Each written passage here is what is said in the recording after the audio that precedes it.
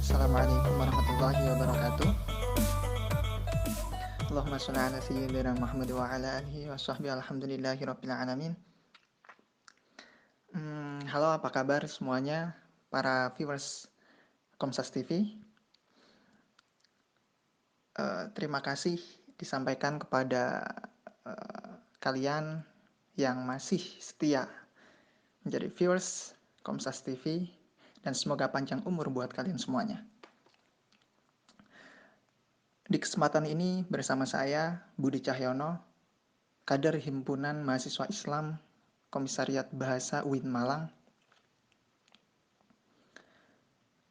akan mereview sebuah buku karya Nurcholish Madjid atau yang biasa disapa Cak Nur, yang terbit pada tahun 1997 dengan judul Bilik-Bilik Pesantren. Perlu diketahui bahwasanya kami tidak disponsori oleh pihak manapun, dan jangan lupa kalian subscribe dan like opini ini demi membantu dan membuat semangat kami membuat konten. Oke. Selanjutnya, pada buku Bilik-Bilik Pesantren karya Nurcholish Madjid ini setidaknya ada 7 sub ya.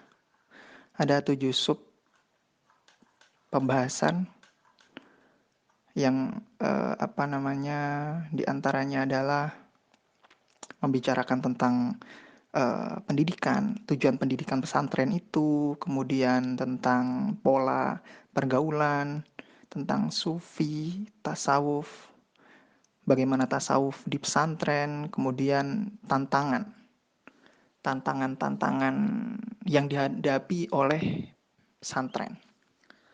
Membicarakan pesantren, Cak Nur coba menarik ke sejarah ya, secara historis, bahwasanya pesantren itu adalah pendidikan yang asli, produk Indonesia.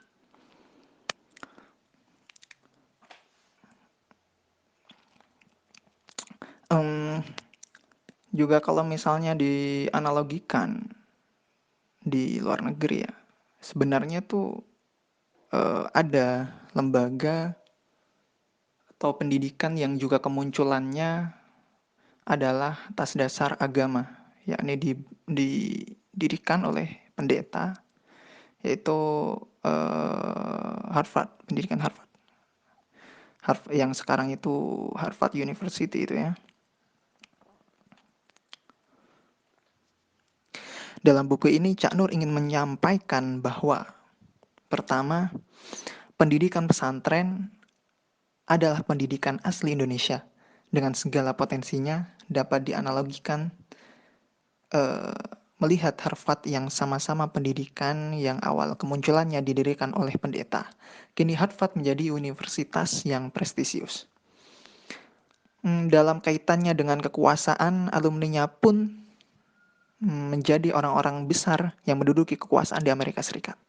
Nah, sekarang bagaimana pesantren di Indonesia? Pola manajemen yang terjadi di pesantren tidak sedikit disandarkan kepada individu seorang kiai. Padahal bisa jadi ia menguasai sebuah bidang namun tidak menguasai bidang lainnya. Hal ini akan berimplikasi pada visi itu sendiri, pada visi pesantren itu sendiri. Penting sekali memperbaiki mutu pendidikan ini dari segi non-fisik, tidak hanya fisik saja. Yakni yang berkaitan dengan visi itu sendiri, agar mampu memberikan responsi atas zaman secara tepat.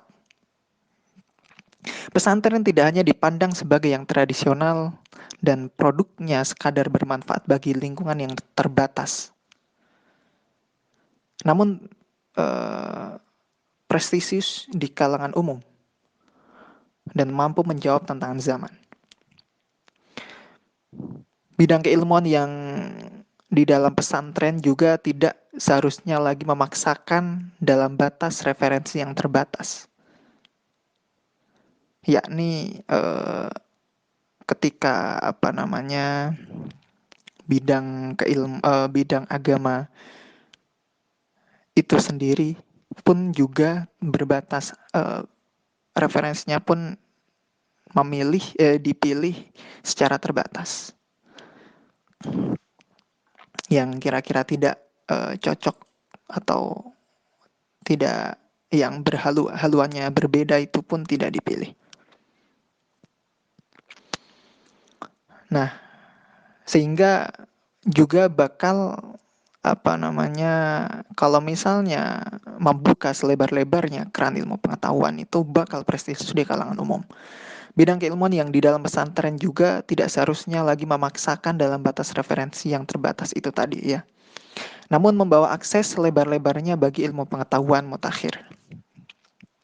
Bagaimana pesantren itu mampu mengantarkan seorang santri sampai pada tujuan memahami dan menghayati sumber ajaran Islam. Kemudian Cak Nur juga ingin menyampaikan bahwasanya pesantren itu harus lebih serius lagi menggarap bidang tasawuf. Bidang ini kebanyakan di pesantren diserahkan kepada individu santri. Bidang tasawuf di pesantren sebenarnya sangat mendalam, berkaitan dengan semangat keagamaan dan dapat menuntun mereka memiliki budi pekerti mulia. Pada kasus lain, mereka hanya sampai pada tarekat saja. Sedangkan untuk bisa menjadi pemimpin pada sufi itu sendiri, asal mereka bisa menjadi badal saja, pengganti. Untuk memimpin tarekat itu otomatis menjadi pemimpin bagi tarekat. Padahal jika dikaji secara mendalam, bidang ini akan mengantarkan seseorang sampai kepada tauhid uluhiyah, tidak hanya rububiyah saja. Kita bisa saksikan masa kejatuhan Islam pasca Abbasiyah, di mana penyebaran Islam banyak dilakukan oleh salah satunya kaum sufi. Sehingga Islam tersebut sampai ke Asia, khususnya di Indonesia yang sekarang ini. Juga kaum sufi Ismailiyah pada saat itu memegang peranan penting dalam eksistensi Islam di Afrika. Kemudian yang selanjutnya, yang terakhir, Cak Nur ingin menyampaikan bahwa meskipun pesantren adalah pendidikan asli indigenous Indonesia, bukan berarti mapan dan tidak mengalami hambatan. Tantangan bagi pesantren sekarang adalah modernisasi. Apakah pesantren kaitannya dengan modern ini mampu memberikan respons secara tepat? Asal mampu menangkap nilai-nilai universal dalam pendidikan, yakni ilmu pengetahuan dan teknologi. Kata Cak Nur, mampu. Modern dalam arti universal ya. Di sini modern di sini, bukan regional yang terbatas pada barat. Nah, pesantren juga harus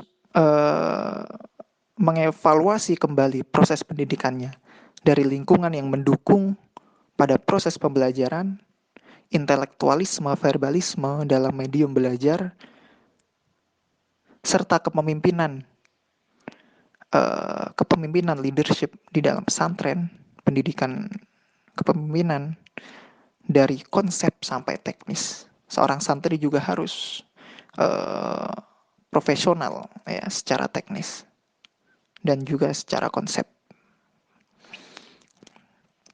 Kenyataan seorang kiai yang lebih percaya menyekolahkan anaknya ke sekolah umum daripada di pesantren adalah wujud dari keterbelakangan yang belum mampu dilewati.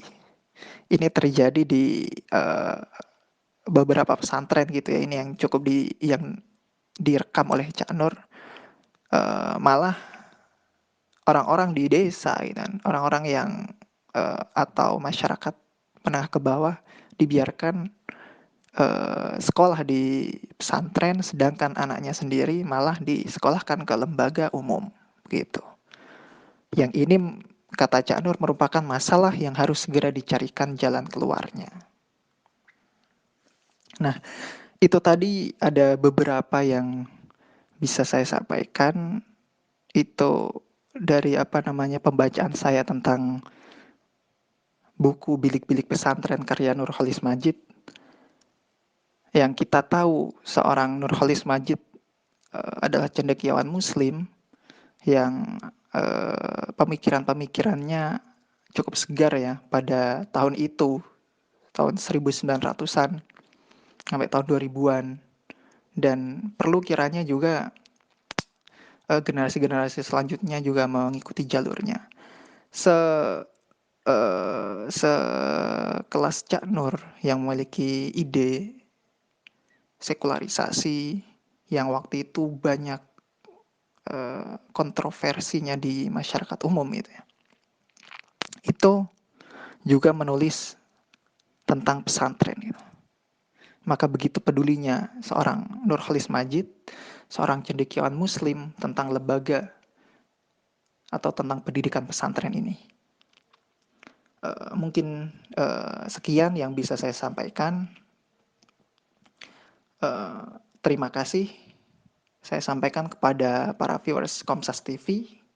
Jangan lupa like, comment, and share. Dan untuk lebih detail bisa dicek di channel YouTube Komsas TV. Yakin usaha sampai. Wassalamualaikum warahmatullahi wabarakatuh.